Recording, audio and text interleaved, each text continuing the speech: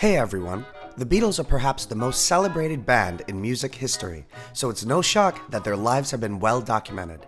So today, we're going to tell you 10 amazing facts about the lads from Liverpool, so sit back and let's begin.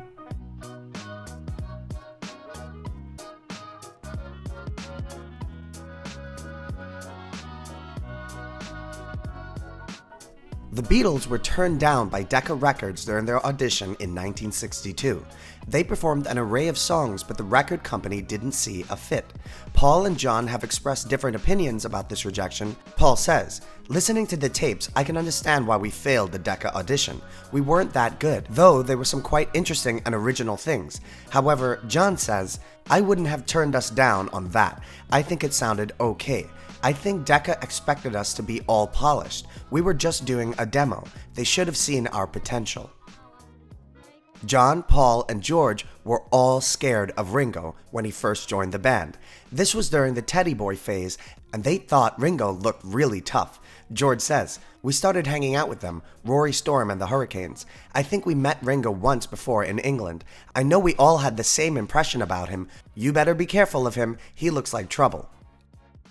After George Harrison passed, Olivia Harrison found a lost song of his inside a piano bench called Hey Ringo. The song was dedicated to Ringo Starr and contained lyrics such as, "Hey Ringo, now I want you to know that without you my guitar plays far too slow." When she showed them to Ringo, he was surprised and had never seen them before. I Am the Walrus, Lucy in the Sky with Diamonds, A Day in the Life, and Come Together were all banned by the BBC. I Am the Walrus was banned for the lines Pornographic Priestess and Let Your Knickers Down. Lucy in the Sky with Diamonds was banned because the BBC believed it was a reference to the drug LSD, although both Paul and John have denied that multiple times. A Day in the Life was banned because of the line I'd Love to Turn You On, as they believed it advocated drug use, and Come Together was banned because of the reference to Coca-Cola, which they considered advertising. When the Beatles were told that they would be playing for a segregated audience in Jacksonville, Florida in 1964, they adamantly refused. Paul says, "We were due to play Jacksonville in the States, and we found out that it was going to be a segregated audience. Blacks one side, whites the other, and it just seemed so mad. We couldn't understand that. So we just said, we're not playing that." But as the threat continued to grow, concert officials allowed for a desegregated audience, and the Beatles performed. Paul says, "I'm very proud of that, and it actually ended up in our contract. We'll not play segregated audiences. And back then, to us it was just common sense, but it turned out it was quite a statement." The Beatles almost bought a Greek island together to try and escape the madness of Beatlemania. John was the one who was really encouraging it, as he thought it would be a great place to work and live. George says, "We rented a boat and sailed it up and down the coast from Athens, looking at islands. Somebody had said we should invest some money, so we thought, well, let's buy an island. We'll just go there and drop out." The place where the Beatles officially ended was Disney World. However, this was not the plan. While Ringo had already signed the dissolution papers for the band in England, John, Paul, and George were all supposed to be present to sign them in New York in 1974. However, John did not show up. He then flew to Florida with his assistant/lover, May Pang, where they were to be staying at Disney World's Polynesian Village Hotel.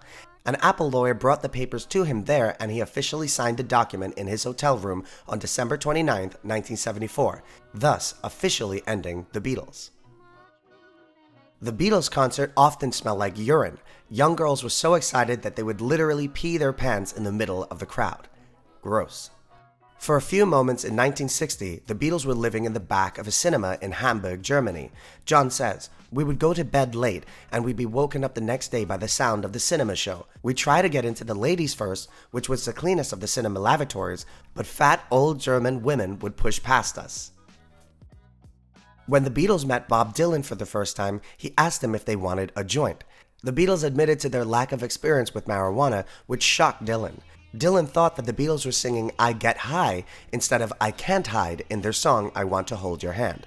Dylan ended up introducing them to the drug. John says this about their night, "I don't remember much what we talked about. We were smoking dope, drinking wine, and generally being rock and rollers and having a laugh, and surrealism. It was party time." Well, that's all for today, everyone. Be sure to leave a comment with your favorite Beatles fact and win a chance to be featured in the next video. 50 Things You Didn't Know About the Beatles. Thanks so much for watching, and special thanks to contributing author Leah Robbins. Be sure to check out some of our other videos on music, such as Why Did Freddie Mercury Write Bohemian Rhapsody?, the story behind Toto's Africa, and if you're a Beatles fan, well, let's just say this is your channel. Thanks to the amazing patrons who keep this channel alive, and if you're into super underground music, then definitely check out the HollyHobs on Spotify, Apple Music, and everywhere music is streamed. If you want to be notified when new videos are out, at this point you'll have to hit the subscribe button, hit the notification bell, and pray that YouTube will recommend anything you actually might want to see. If you have an idea for a video, please be sure to leave a comment. See you next time.